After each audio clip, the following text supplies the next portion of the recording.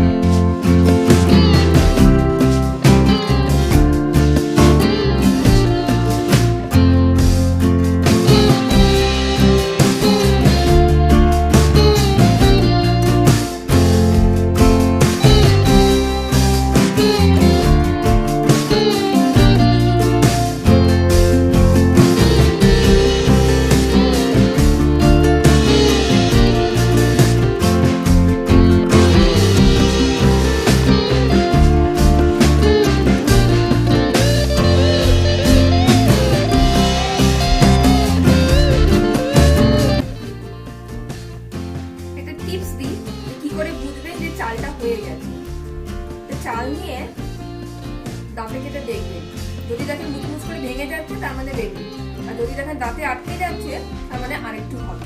আমাদের চালটা কিন্তু একদম রেডি।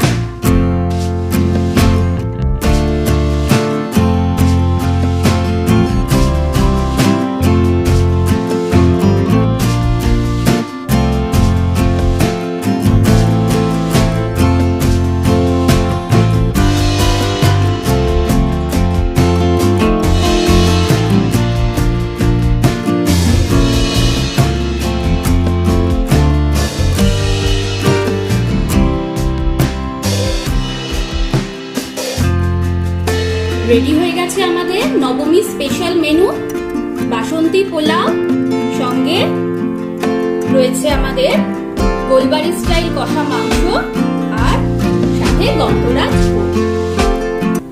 নবমীর দিনটা তো সবাইকার কাছেই পুজো হিসেবে খুবই স্পেশাল, আমাদের কিন্তু আরেকটা কারণেও খুব স্পেশাল এই নবমীর দিনটা, আমাদের দাদু ভাইয়ের জন্মদিন। আজকে কিন্তু দাদু ভাই আর আমাদের সাথে নেই, কিন্তু ছোটবেলায় তার সঙ্গে কাটানো অনেক স্মৃতি আমাদের এখনো মনে আছে। দাদু ভাই কিন্তু আমাদের সঙ্গে ঘোড়া ঘোড়া খেলতো, আর ঘোড়া যেমন তেমন ঘোড়া নয়, মনে আছে তো? পাগলা ঘোড়া। পাগলা ঘোড়া। তো দাদু ভাই কিন্তু মাটন ভীষণ প্রিয় ছিল, তো তাই জন্য আজকের এপিসোডটা কিন্তু আমরা দাদু ভাইকে ডেডিকেট করছি। আবার ফিরে আসছি আমাদের নেক্সট এপিসোড দশমী স্পেশাল। ততক্ষণ কুক, বেক এন্ড এনজয়।